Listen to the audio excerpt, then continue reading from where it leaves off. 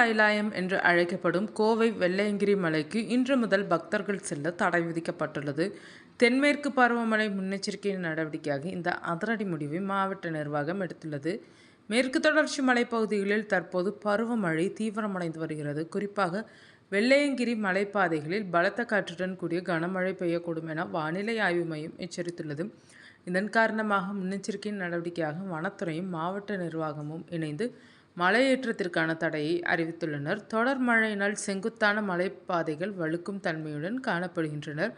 மேலும் 7வது மலையில் வீசும் அதீத குளிர்காற்று மற்றும் மலை ஓடைகளில் ஏற்படக்கூடிய திடீர் நீர்வரத்து பக்தர்களின் உயிருக்கு ஆபத்தை விளைவிக்கக்கூடும். நிலச்சரிவு அபாயம் மற்றும் வனவிலங்குகளின் நடமாட்டம் மழைக்காலங்களில் அதிகமாக இருக்கும் என்பதால் இந்த பாதுகாப்பு நடவடிக்கை மேற்கொள்ளப்பட்டுள்ளது.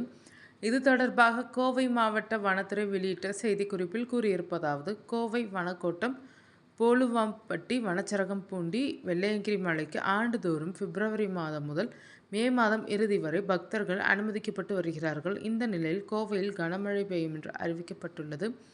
மேற்கு தொடர்ச்சி மலையில் இனி வரும் காலங்களிலும் அதிக அளவில் மழை பெய்யும் என்று அறிவிக்கப்பட்டுள்ளது. எனவே இன்று முதல் வெள்ளையங்கிரி மலை ஏறி செல்ல பக்தர்களுக்கு தற்காலிக தடை விதிக்கப்பட்டுள்ளது. இதற்கு பக்தர்கள் முழு ஒத்துழைப்பு வழங்க வேண்டும். அத்துடன் இந்த அறிவிப்பை மீறி யாரும் மலையேற முயற்சிக்க வேண்டாம் என வனத்துறை அந்த அறிவிப்பில் தெரிவித்துள்ளது. வானிலை சீரடைந்த பிறகு வனத்துறையினர் ஆய்வு செய்து உரிய அறிவிப்பை வெளியிடுவார்கள். அதுவரை பக்தர்கள் மலை அடிவாரத்தில் அமைந்துள்ள சுயம்புலிங்கத்தை மட்டும் தரிசனம் செய்ய அனுமதி வழங்கப்பட்டுள்ளது. கூடுதல் தகவல்களுக்கு மாவட்ட நிர்வாகத்தின் அதிகாரப்பூர்வ அறிவிப்புகளை கவனிக்குமாறு கேட்டுக்கொள்ளப்படுகிறார்கள்.